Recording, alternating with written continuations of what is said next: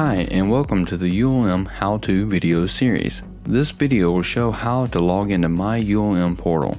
First, go to my.ulm.edu in your browser. Type your username and your password in the designated boxes.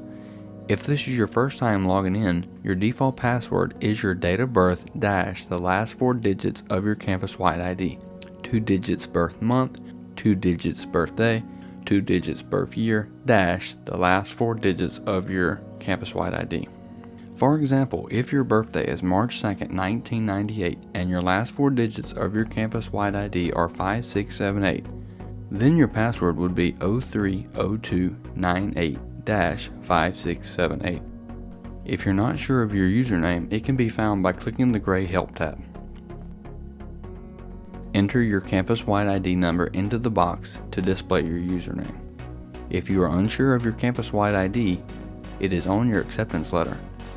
In the event that you cannot find your acceptance letter or have not received it yet, you can contact ACE's Place, the ULM helpline at 318-342-7777 or askace@ulm.edu. After you have put in your campus-wide ID, your username will display here. Now you're ready to log in. Once logged in, you will be brought to the main menu. In addition to this tab, there are registration, campus systems, and student resources. For information about the resources and a deeper look into myULM portal, please visit the video titled How to Navigate myULM.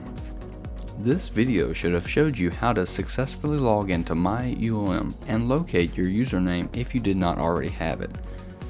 For questions about your campus-wide ID or questions about myULM, please contact ACE's Place at 318-342-7777 or askace.ulm.edu.